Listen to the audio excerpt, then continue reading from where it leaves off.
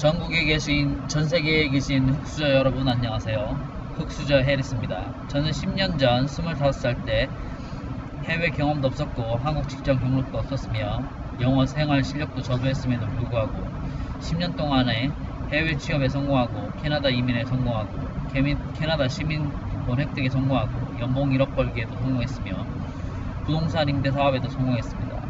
흑수저 모든 분들의 성공을 기원하며 오늘의 주제 흑수저 현명하게 결정 내리기에 대해 이야기해 보겠습니다.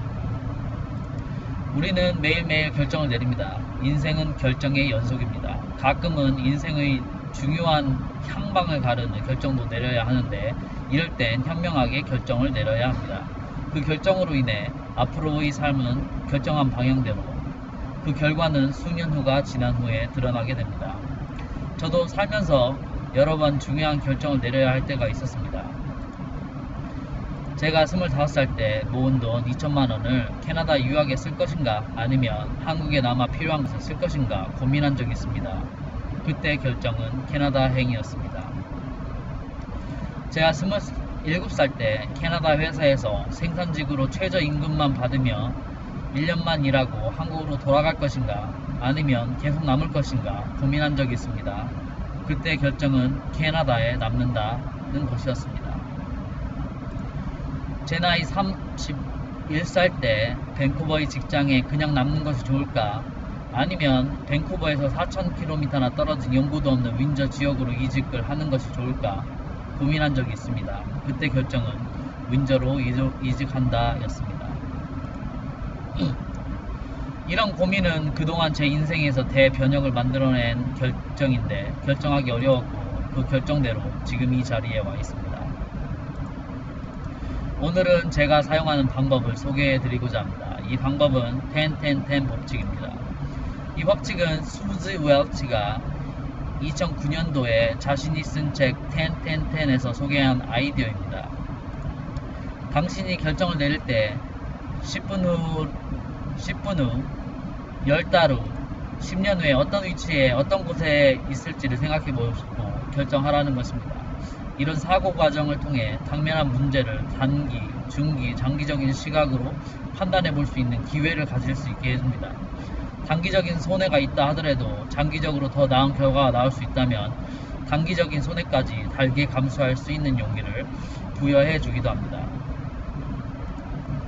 최근에는 이 법칙을 가지고 와이프의 고민을 함께 해결해 본 적이 있습니다. 35살의 나이에 와이프가 캐나다에서 아이를 먼저 갖고 커리어를 나중에 쌓는 것이 좋을까?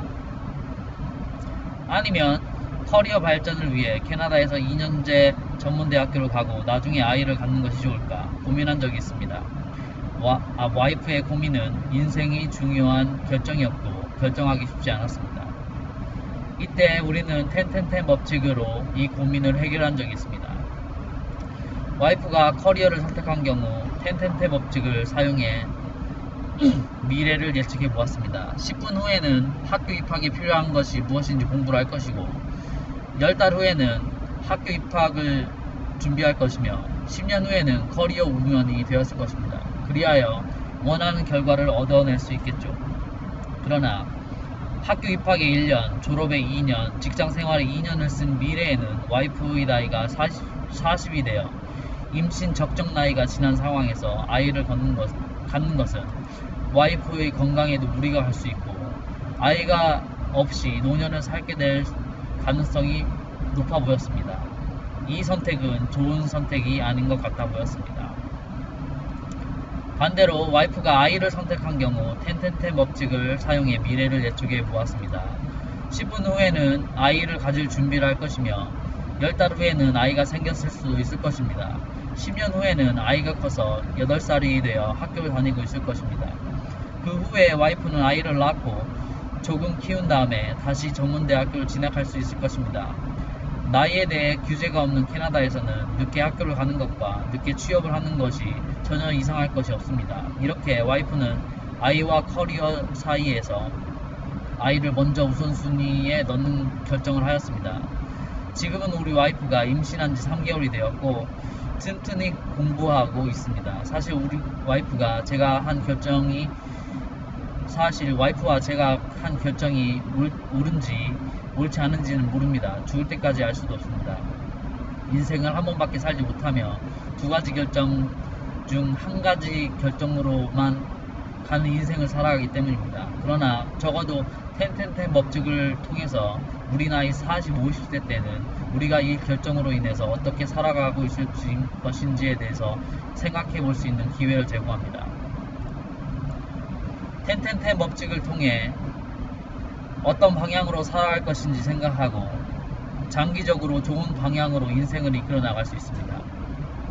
중도에 포기하고 싶을 때도 포기하지 않도록 용기를 부여해 줍니다. 지난 10년 동안 캐나다에 오고 취직을 하고 이직을 하고 시민권을 따는 긴 10년 동안 인생의 갈림길에서 많은 고민거리들이 있었습니다. 그럴 때마다 텐텐텐 법칙을 활용해 보았습니다. 너무나 신기하게도 이 법칙을 이용하면 어렵게만 보이던 인생 고민이 쉽게 풀리는 경험을 하였습니다. 우리 흑수저들은 장기전에서 승리해야 합니다. 단기적으로는 절대 흑수저 인생을 벗어나기 힘듭니다. 그래서 우리는 항상 장기적으로 승리할 수 있는 방법이 무엇인지를 생각하면서 결정해야 합니다. 우리는 또한 나를 위한 선택, 최선의 선택이 무엇인지를 생각할 수 있는 능력이 필요합니다. 내가 잘 되어야 내가 사랑하는 사람도 지킬 수 있고 가족들도 지킬 수 있습니다. 내가 잘 안되면 주변에 있는 사랑하는 사람들에게 도움이 필요할 때 도움을 줄 수 없습니다. 다른 사람이 한다고, 남들이 권장한다고, 요즘 추세여서 나도 한다 이런 생각을 갖고 결정하는 것은 정말 위험한 생각입니다. 이것은 남의 인생을 살아가는 것입니다. 남들은 그렇게 살도록 내버려 두십시오. 그것은 그들을 위한 선택입니다. 나를 위한 선택은 따로 있다고 믿으셔야 됩니다. 잘못된 선택을 한 다음에 이를 극복하기 위해서 드는 시간과 돈을 낭비할 럭셔리는 우리에게는 부족합니다. 돈이 많다면 실패하더라도 극복이 조금 더 쉽겠습니다. 제가 가끔 이민에 대해서 설명드리는데 저는 여러분께 이민을 권장하지 않습니다.